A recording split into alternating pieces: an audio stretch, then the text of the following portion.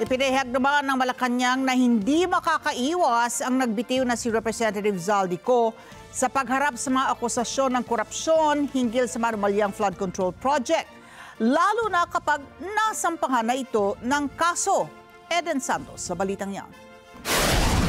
Kung nababanggit ng kanyang pangalan, definitely dapat niya po itong sagutin. Dahil kung hindi niya po ito masasagot at iiwasan niya, lalabas lamang po siyang guilty.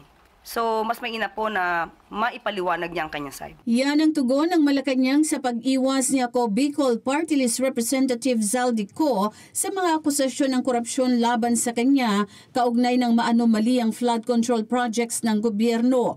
Si Ko ay napaulat na nagbitiw bilang kinatawan ng party list sa harap ng mga panawagan na umuwi ng bansa. Idiniini Presidential Communications Office Undersecretary Claire Castro na kung nagbitiw si Ko ay kagustuhan niya ito at walang makakapigil sa kanyang desisyon. Pero kung sasampahan siya ng kaso ay hindi ito makakaiwas. Mas maganda po rito kung siya man po ay masasampahan ng kaso, ipaglaban na lang niya ang kanyang karapatan at ipaglaban ang katotohanan na naaayon sa kanyang mga ebidensya.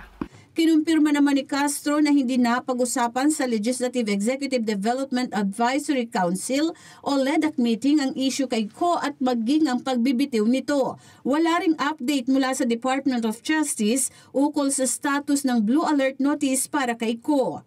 Hindi po napag-usapan. Binigyan din naman ni Castro na kumpiyansa pa rin si Pangulong Ferdinand Marcos Jr. sa Armed Forces of the Philippines sa gitna ng mga nangyayaring korupsyon sa gobyerno. May tiwala po ang ating Pangulo sa ating mga kasundaluhan na sila po ay mananatiling matatag at ang kanila lamang na ipasusunod ay kung ano po ang sinasabi ng konstitusyon. Wala rin anya mga intel reports na may mga kumikilos na sa AFP para mag-withdraw ng suporta sa Pangulo. Nadinig na po natin si General Bronner. Sinabi po niya na mananatili silang matatag at hindi po sila sasali sa gintong klaseng gulo. Eden Santos para sa Mata ng Agila.